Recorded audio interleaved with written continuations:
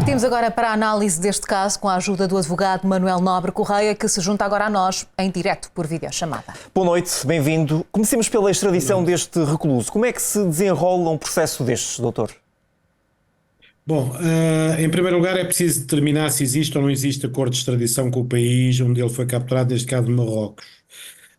Eu tive a oportunidade de verificar e não existe um acordo específico, bilateral entre Portugal e Marrocos. No entanto, não há provavelmente colocação de qualquer tipo de dificuldade à extradição do recluso que estava a cumprir pena em Portugal, porque os motivos que normalmente obstam à extradição não se verificam neste caso, que é a aplicação de penas perpétuas, de prisão em estabelecimentos com uma índole que não é aceito pelo país extraditante, por aí fora.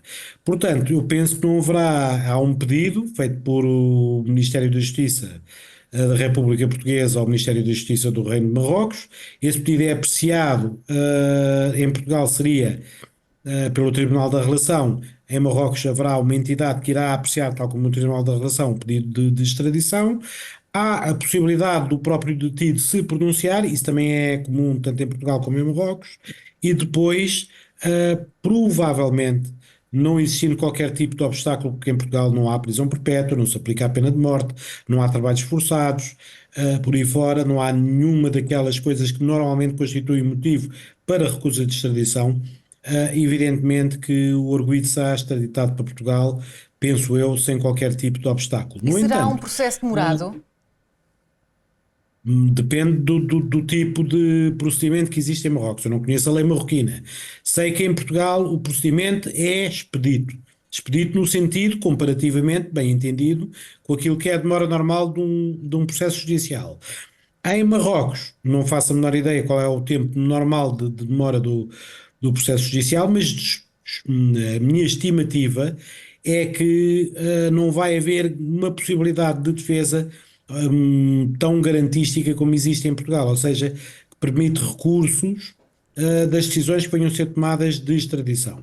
Eu tenho algumas dúvidas fundadas, e atenção que isto se trata de uma extradição para cumprimento de pena, que o Reino de Marrocos sequer chegue a colocar qualquer tipo de entrave. Provavelmente dá direito à pessoa para se pronunciar, o arguido pronunciar-se-á dentro de um prazo razoável e depois será a proceder-se-á à extradição. Isto de acordo com aquilo que seria em Portugal. Eu não conheço a lei marroquina, repito, mas presumo que tendo algum tipo de salvaguarda semelhante ao nosso, que vá haver a possibilidade de... Doutor, e quando voltar para Portugal, que moldura penal poderá este recluso encontrar? Que é? Peço desculpa? Que moldura penal poderá encontrar? Moldura. Portanto, o crime que ele praticou ao evadir-se da cadeia é precisamente um crime de evasão, que está previsto no artigo 352 do Código Penal, que prevê uma pena de 3 anos para este crime. Quem estiver cumprindo uma pena, facilitar, ajudar ou fugir, evadir-se, poderá ser condenado a uma pena até 3 anos de cadeia. Mas portanto, estes 3 anos de cadeia... Mas há aqui um detalhe. Fábio Loureiro já tinha sido condenado à pena máxima de 25 anos de prisão. No fundo, o que é que vai mudar neste caso da moldura penal? Sendo que ele já tinha sido condenado à pena máxima, o que é que muda? Apenas o cadastro? Bem, não senhor, mas aqui é que há um equívoco, na minha opinião. É que os 25 anos de cadeia são a pena máxima aplicável para um crime ou um conjunto de crimes, havendo um cúmulo jurídico, não se pode aplicar mais que 25 anos de cadeia. Mas uma vez que essa pena já está em execução e que os factos ocorreram posteriormente a essa pena, pode então trata-se de um crime novo e vai acrescer 3 anos de cadeia. Seria diferente se estes factos tivessem sido praticados, portanto a evasão, antes de transitada a última pena acumulada, que daria hoje 25 anos de cadeia, porque eu presumo que os 25 anos não seja por um único crime. Portanto, aquilo que vai acontecer é que, tendo sido a fuga, tido lugar já após ter sido feito o cúmulo, estes 3 anos de cadeia acumulam-se aos demais anos de cadeia que está a cumprir. Eu posso lhes dizer que os 25 anos são aplicáveis para uma única pena, o limite de 25 anos, ou para um cúmulo penal. não por uma pessoa que mata agora uma pessoa, cumpre a pena, depois de cumprir a pena, mata novamente uma pessoa, pode ser condenado sucessivamente a penas de 25 anos de cadeia. E o tempo Faço-me que entender. sim, e o tempo que este recluso teve em fuga poderá ter aqui alguma influência na eventual condenação, doutor? Não, aquilo que pode acontecer obviamente, que existem fatores que servem para mitigar ou agravar a culpa. Portanto, nós temos que perceber que a pena tem uma medida que é definida em função da culpa do arguido.